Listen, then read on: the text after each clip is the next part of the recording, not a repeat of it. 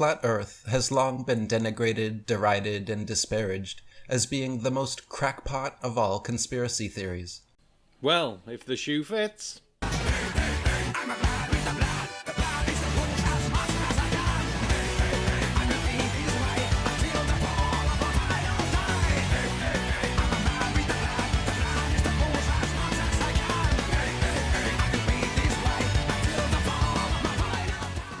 Good evening, ladies and gentlemen, I'm the Sarcastic Bum, welcome to the channel, and yes, it's an Eric Dubay video, a nice new one that's an hour long, which I can guarantee, without even looking at any more of the intro than that, it's going to be repeats of the same old debunked crap over and over and over and over and over and over and over and over again.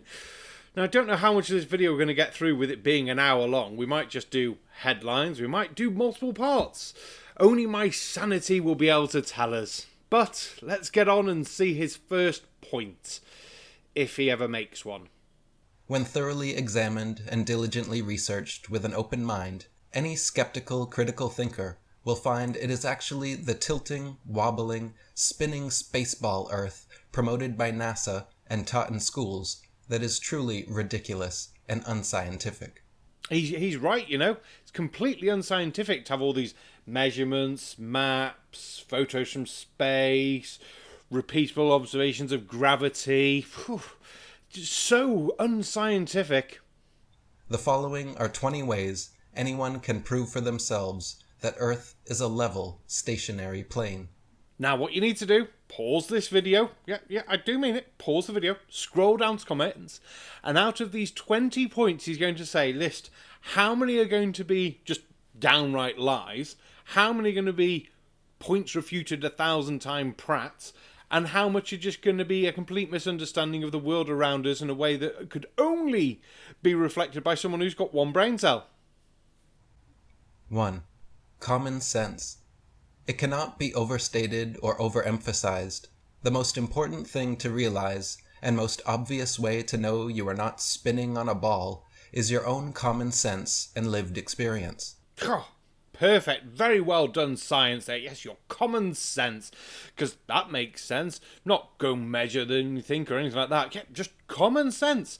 And as that picture says, don't see any curvature. Because of course, if you're looking out, it should be curving down like that. Because that makes complete sense. Because if it was curving down in front of you, then when it was behind you, and you turned around, it was curving down. That means at the sides, it's obviously dipped down like this. But then when you turn that way, hang on, this isn't doesn't really work, that does it? Because if it was curving down at the sides a lot that you saw it, then behind you and it was curving down, it wouldn't make a shape sort of that works in common real life. Yeah, don't think he thought this through with his common sense, did he? While an invisible force, strong enough to hold people, buildings, and oceans stuck to the underside of a rapidly rotating ball, but weak enough to allow birds, bugs, and planes to take off and fly with ease. Birds, bugs, and planes. Oh, there's something in the back of my head that they share. Some weird, strange characteristic. Oh, what is it? Oh yeah, that'd be the fucking wings. One of the main reasons the average person believes the world is a globe is because of the globular Earth images and video footage provided by NASA and other space agencies. Hundreds of such pictures and thousands of videos featuring a globe Earth are freely available on the internet, yet most people never critically examine them with a skeptical eye. You mean the well-documented photos that have thousands, tens of thousands, possibly even hundreds of thousands of people looking at them daily? Many of those people analysing them, looking through them, studying them, saying, oh, look at this here, this shows that this is this, and blah, blah, blah. Especially the deep space photography ones, they analyse the data that comes from, because most of those photos are made with data and readings, not in a standard photographic way. But then on the flip side, I suppose the flat earthers just go, no, it's fake. That's proper science, that, just to go, no, fake. And I bet that's exactly what you're going to do now. There'll be no critical analysis, will there? From the earliest photographs to the latest live streams, NASA and the world's other space agencies continue to be exposed for their Hollywood-style trickery. When conscientiously compared, contrasted, and investigated for inconsistencies, it turns out every single image and video showing a globular Earth has been manipulated in some way. Well, that's blatantly a lie, really, isn't it? But what more do we expect from Eric Dubay? Now, while it is true a lot of modern photography of the Earth has been altered to make it more appealing to the human eye, that is to get people to put the images on posters, t-shirts, buy them as collectible prints and things like that. If they look boring, they're not going to be as interested in having them. And as for the image you showed at the start of this that showed America's two different sizes, that just shows your basic misunderstanding of how zoom and perspective on a camera fucking works. All globe videos, for example, are achieved using either a fisheye lens to curve the horizon, or created completely through CGI technology. One clear instance of the latter is NASA's 1990 time-lapse video of Earth supposedly filmed by their Galileo Space Telescope from 1.3 million miles away. This video features the Earth globe spinning in space, uncut for 25 hours, and shows the exact same clouds present without ever dissipating, changing shape or location the entire time. How fast do you think weather patterns move? I mean, 25 hours sounds like a long time, but it's not really, is it? I mean, to put into perspective, Hurricane Ian at Tuesday around 8 o'clock in the morning was over Cuba. 25 hours later, it still hadn't hit Florida. The outer edges might have, but the main storm hadn't made landfall. That took 31 hours. The distance from roughly from where it was to where it got to and hit land was less than 300 miles. Weather patterns, wind patterns and all that don't move as quick as you lot seem to think they do over the scale, the size of Earth. The ineptitude and stupidity that comes out your mouth is just, it's mind-boggling. In reality, if you watch clouds in the sky for several minutes, three things will inevitably happen. The clouds will all move, some will morph, gradually changing shape, and others will dissipate and disappear completely. How big do you think these clouds you see from the ground are, in the grand scheme of weather patterns and things like that, and storms? Because I guarantee they're not that big. If you're looking up, see, Oh, that little one there looks like a dog, and that one looks like, oh shit! No, not again! Heil! Sorry, I got distracted by things that you do. But anyway, back to the point. These cloud patterns that you see from the ground are just the small bits. If you notice the large clouds that sit there, and they do sit there for fecking hours, and will take a whole day to go over you.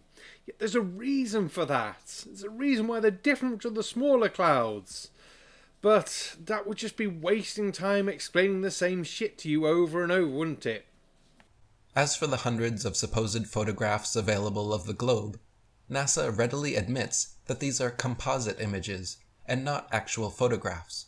Let me guess, taking the Robert Simmons quote out of context and not realising that at the time NASA didn't have a high orbit satellite, so they couldn't take a full picture of Earth at the time, so they had to take lots of little pictures and then stitch them together.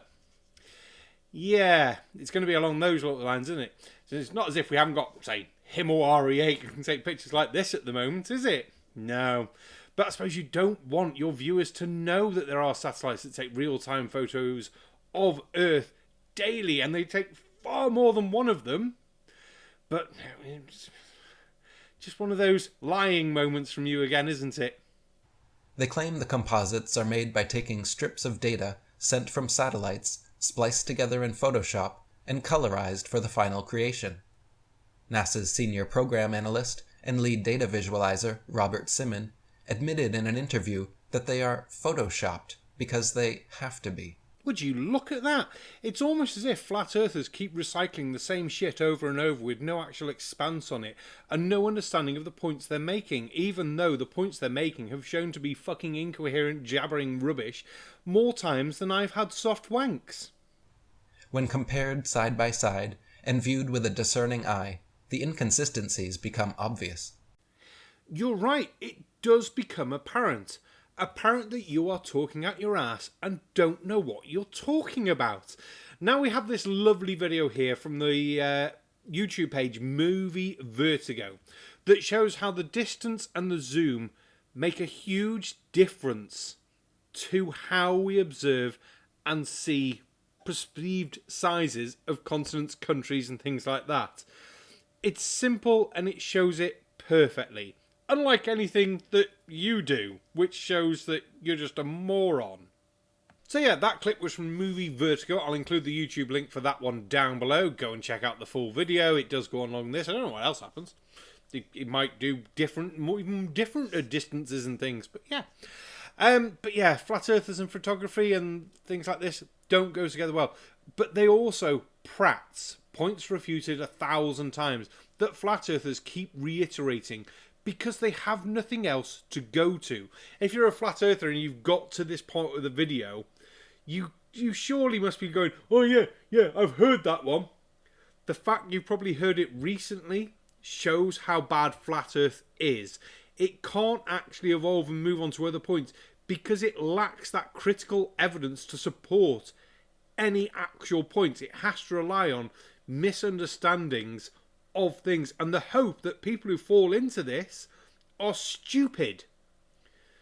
And I don't want to sound rude, but if you've become a flat earther recently, you're stupid or very gullible. There's no ifs or buts about it, and it might drive you away from the globe. But the truth has to be told, and the truth is the earth isn't flat and you're stupid. Sorry, but not sorry. Drinking, because, yeah, have to put up with Eric DeBay. Now I'm going to leave you all with that as part 1. I will probably get on with a part 2 now, because I've got 3 hours until the show's live stream, and I'm so going to be on it tonight. Even though by the time you watch this video, the show live stream has already been, but it's the deathbed confession of the NASA guy for Bart Rel, so that should be amusing as fuck, and I'm really looking forward to that one. Shout out to Dick Dawson as well, who sent me the Movie Vertigo link for this one, because I had to go in the shows asking for it, because I couldn't remember who originally made a clip like this one. I don't think this is the one I was thinking about. I'm sure there was one on, I think it was Simon Dan's channel. If someone remembers the exact one, if you post the link down below, I can give them credit for posting it in my brain. Obviously, links I will need to approve, so if it doesn't appear straight away, don't worry. I'm not being a censorious flat earther. But thank you very much, everyone, for joining me on this one. Don't forget to like, share, comment, and subscribe down below. Thank you to all members, Patreons, everyone who makes these videos possible. Even if you just comment and leave a like, it's very much appreciated. And don't forget to share. Sharing is good. Sharing is caring. Or if you just don't like someone, send them a video so they have to look at my ugly face. Or listen to Eric DeBay. Depends which way you want to be evil. They'll either end up deaf or blind. But thank you very much. And good night. Test, test, test, test, test. No.